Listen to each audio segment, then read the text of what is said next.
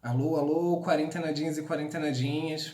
Como é que vocês estão? Todo mundo bem? Todo mundo são? Todo mundo saudável? Espero que sim. Bem, vamos direto à aula de hoje para a gente não perder nossos pontos e nossos dados, nossos queridos dados. O que acontece? A gente está vendo nessa série de aulas algumas relações de poder. Nós já vimos três relações de poder principais. Duas principais, duas feitas por Foucault e uma pensada por Hannah Arendt. As duas que a gente viu pensadas pelo Foucault, uma delas chama Sociedade de Soberania, ou então Poder Disciplinar, que, vamos relembrar, ele tinha as características de fazer morrer e deixar viver. Então ele podia fazer morrer o rei era soberano, esse é um poder clássico, né, da Idade Média. O rei tinha o poder soberano de te fazer morrer, ele podia te matar, e todo mundo que estava vivo, bem ou mal, estava vivo por permissão do rei, ele te deixava viver. Então ele fazia morrer e deixava viver, permitia que você permanecesse vivo. Depois a gente viu uma que também era do Foucault, que chamava Sociedade Disciplinar, que buscava disciplinar as pessoas, buscava educá-las, buscava torná-las normais, modelá-las, né? Então você tinha o padrão de beleza, a sociedade tentava disciplinar o seu corpo para você ter todo mundo o mesmo corpo. Na sociedade disciplinar você tem o normal, padrões rígidos. Você tem a escola, todas essas coisas que vão tentar não mais te punir, não mais te matar, que nem na sociedade soberana, mas vão tentar te corrigir, te educar, te tornar uma pessoa normal. Ok, a sociedade disciplinar ela se baseava em vigilância constante e também se baseava, a gente viu lá o troço do panóptico da vigilância, e também se baseava no adestramento, na educação. Uma pessoa bem adestrada, uma pessoa bem disciplinada, é aquela pessoa que obedece ao mesmo tempo em que se torna mais forte. Tipo um cavalo, um cachorro adestrado. Um cachorro adestrado vai fazer vários truques que um cachorro selvagem não vai fazer. Um cachorro selvagem não vai saber pular dando várias piruetas. Você, se você não treinar, se você não tiver uma disciplina de treinamento, você também não vai saber pular várias piruetas. Não sei que você tem um dom natural muito bolado. Mas enfim, quanto menos você resiste ao treinamento, quanto mais você cede, quanto mais você obedece, mais disciplinado, melhor você fica nas coisas. Então é um poder que quanto mais obediente você for, quanto mais controlado, dócil, adestrado você for, mais poderoso você vai ficar. A gente está hoje aqui com a presença de uma amigazinha, nossa querida gatinha Mel. Mel, tira a bunda da câmera, Mel. Vem cá me ajudar. Ok. O último poder que a gente viu é um poder que chama totalitarismo. O que o totalitarismo faz? Ele é um tipo de poder onde só uma pessoa toma decisões e uma determinada parte da população luta para menos poder político. Luta, né, apoia que menos política seja feita. Ok. Hoje, então, o tema da aula é qual? É dois tipos novos de poder que a gente vai ver. A biopolítica e a sociedade de controle. Olha só que coisa louca. Vamos ver esses poderes, então. Esses tipos de sociedade. Na biopolítica, o que a gente tem? A gente tem agora uma nova forma de gestão, uma nova forma de poder, de política, uma nova configuração do poder, aonde não importa mais o indivíduo, a pessoa, mas você começa a controlar grupos de populações. Então você começa a focar em grupos de populações, em grupos de pessoas. E população é o quê? População é qualquer coisa. Nos Estados Unidos, por exemplo, eles falam a população mexicana que vive nos Estados Unidos. Nós temos a população jovem, a população pobre, a população feminina. Qual é a população de idosos? O censo faz todas essas coisas. Então, qualquer grupo pode ser reduzido numa população. Enquanto que na sociedade disciplinar todo mundo, cada indivíduo tinha que ir lá bater o ponto na hora de entrar do trabalho para mostrar que chegou. Então todo mundo, todos os indivíduos, todas as pessoas tinham que ser normais. Agora você para de olhar para os indivíduos e começa a olhar para as pessoas. Então, por exemplo, os mexicanos trabalham pouco, os mexicanos estão chegando atrasados. Quais medidas nós podemos fazer para que esse ambiente se torne melhor para os mexicanos? Olha, os mexicanos, esse grupão, essa população que você começa a querer gerir, gestionar, controlar, que você começa a querer modificar, mexer com ela, isso é biopolítica. Ok. O mote da biopolítica, então, ele é diferente do mote da sociedade de soberania. Ele é completamente o oposto. Lembrando que soberania é aquela medieval. Na sociedade de soberania, você tinha o poder de fazer morrer e deixar viver. Então o rei podia matar e deixava viver quem ele queria vivo. Então, assim, na sociedade da biopolítica, você tem, ou do biopoder, fazer viver e deixar morrer. Então você não mais condena a morte. Você não manda matar nenhuma população.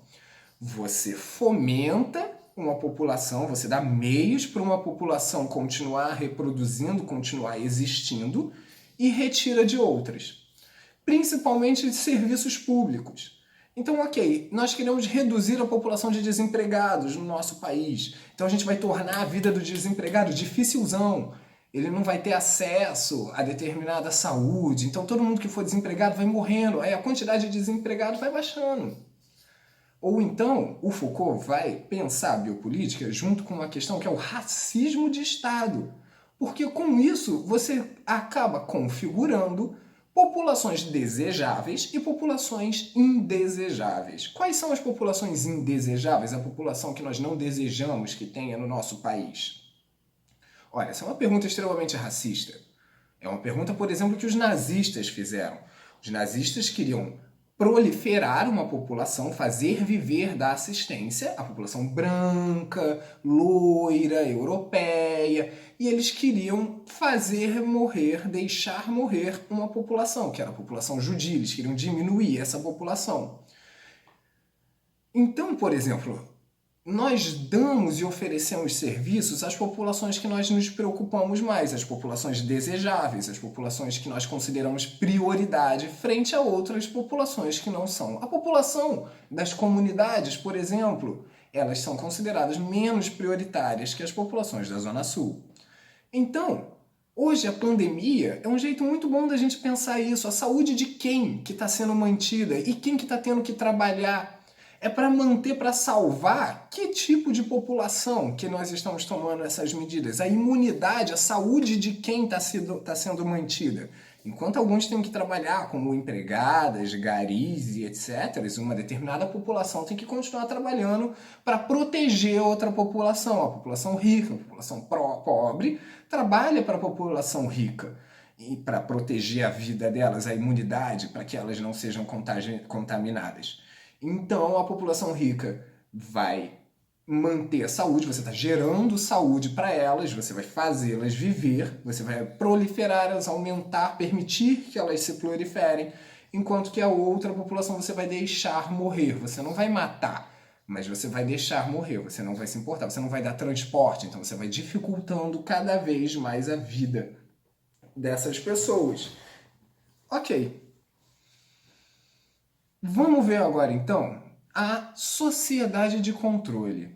Algumas pessoas dizem que a gente já não vive nem numa sociedade de biopolítica, onde a gente controla grupos populacionais baseados na oferta de serviços públicos, onde a gente dá serviços públicos para populações desejáveis e deixa morrer populações que nós consideramos indesejáveis, de uma maneira super racista. E nem numa sociedade disciplinar. Nós vivemos numa sociedade chamada sociedade de controle. Por quê? Na sociedade disciplinar, nós tínhamos uma vida muito rígida, muito sólida, muito estruturada. Já na sociedade de controle, hoje em dia, determinadas coisas parecem diferentes. Então, antigamente, você tinha o casamento, que era um troço sólido. Hoje em dia quase ninguém mais casa. Antigamente você tinha o trabalho, que era um troço sólido, você tinha que todo mundo chegar no mesmo horário. Hoje em dia, já dizem às vezes em alguns lugares, trabalhe no momento que você se sinta mais produtivo. Se você produz mais de madrugada, trabalha mais de madrugada. O que importa é a produtividade. Então aquelas regras, aqueles limites rígidos da sociedade disciplinar vão se perdendo. Como assim? A sociedade disciplinar procurava então tornar todo mundo normal, todos os indivíduos normal, corrigir, modelar, que todo mundo fosse então igual.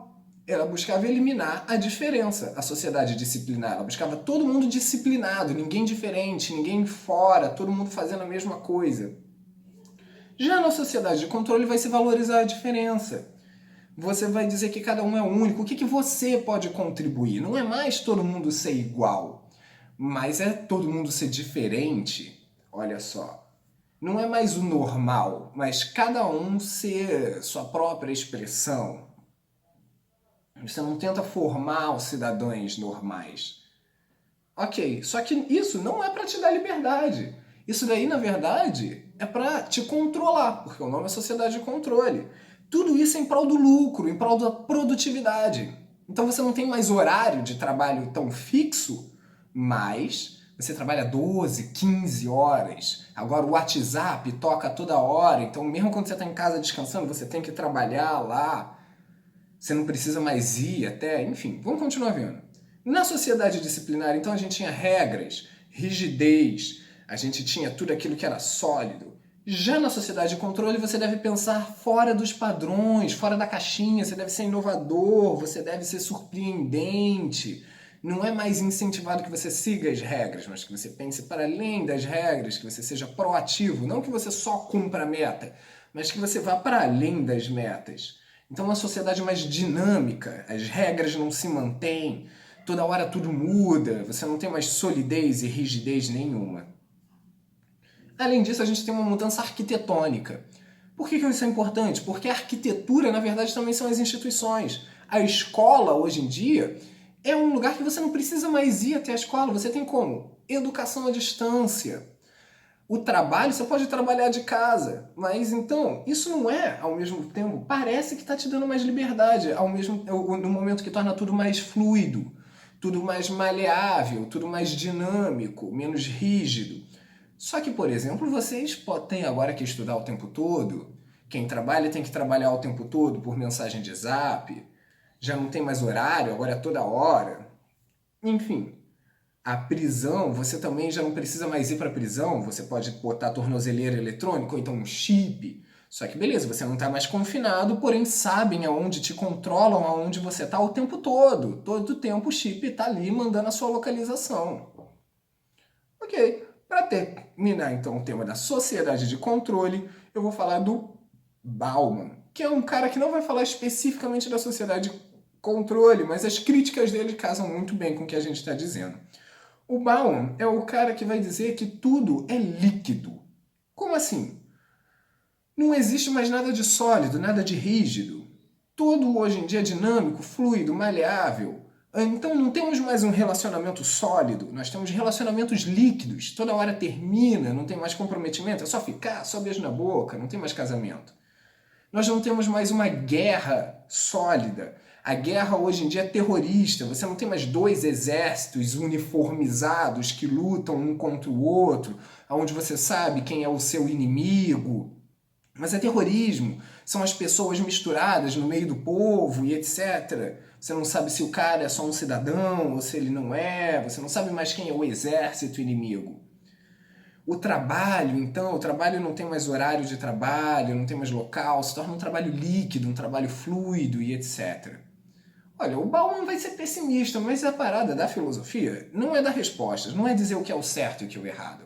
É pensar sobre as coisas para ajudar a gente a se organizar, sejam elas quais forem, meu povo. Ou vai chegar um dia que vocês vão dizer, não, tá difícil demais, não vou fazer nada, não vou. Não. Sabendo como tá, ela ajuda você a questionar. E é essa que é a questão. Para além de julgar, nós devemos questionar essas coisas e ver os impactos disso na nossa vida. São configurações diferentes que vão exigir atitudes diferentes da gente. Quarentenadinhos, quarentenadinhas, isso é só por hoje. Fiquem bem. Na aula que vem a gente vai ter o quê? Revisão. Caraca, porque a gente já teve um monte de coisa aí, né? Revisão, bolada, facinho, mamão com açúcar. Lembrando que tem o material escrito com tudo isso que eu disse, tudo isso que eu falei. Qualquer dúvida, não entenderam, tá difícil, tá complicado, pode comentar também lá. Tô morrendo de saudade. Fiquem aí, todo mundo bem, todo mundo saudável.